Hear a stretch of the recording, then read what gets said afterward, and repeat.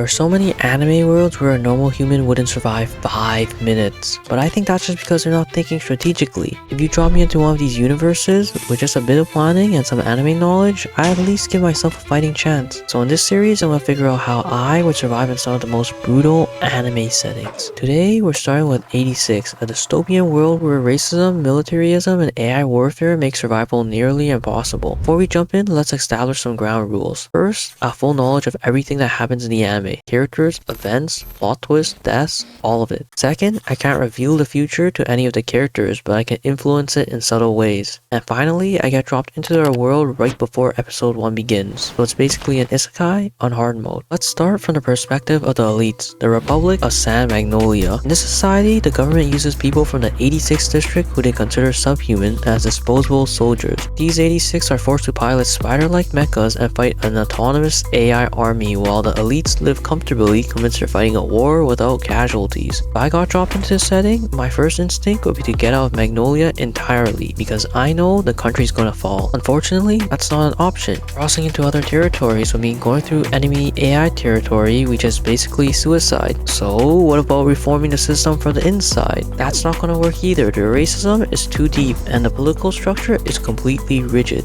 So how do I survive? Simple, I find a way to get close to Melise, one of the only characters in the elite ranks who actually cares about the 86 and who also survives until the end of season 2. Staying near her increases my chances of survival exponentially, and I know what you're thinking, that's cheating. But not everyone around the main character survives. I'm just increasing my odds, not guaranteeing anything.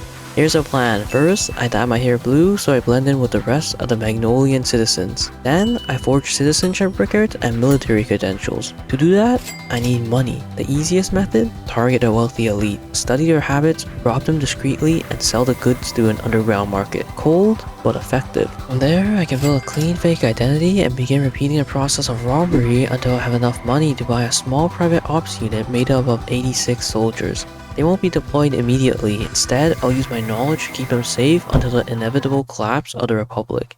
At the same time, I'll start building a connection with Melise. A few strategic, coincidental encounters, kind of like the anime moments that feel like fate, but are actually very planned. She's important for two reasons. One, she's my ticket out of the country, and two, she's my source for real-time updates on how closely the timeline is following the original story. As long as things are staying on track, I can predict what's coming and stay one step ahead. Once I've built rapport, gathered resources, and formed my exit strategy, all that's left is to learn how to pilot a spider mecha. Not to fight, just enough to know how to move around and escape when needed. Now let's flip the scenario. What if I get dropped into the 86 side instead? That's much worse. I'd probably be teleported into a base with no way to contact the main characters, no knowledge of how to use a spider mecha, and no status. Best case, I end up near Shin's group. Worst case, I'm sent to a random 86 base and immediately tossed into a mecha and used as bait. My first instinct would be to get smuggled into Magnolia and use my elite strategy, but no one in the show ever does that, so I doubt it's possible.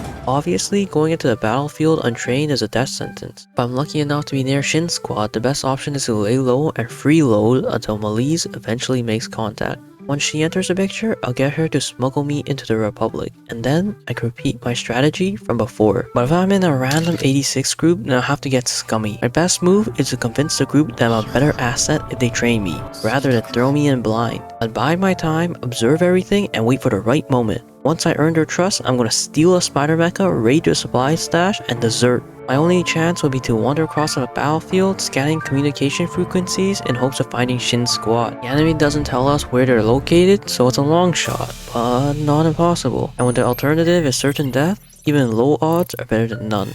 So could I survive in 86? If I stay close to Melise, think several moves ahead, and take calculated risk, I think I can make it through. This is just only one world. Next time we'll dive into Rezero, where death is only the beginning of the suffering. Let's see how I do there. If you liked the video, hit subscribe and see you later.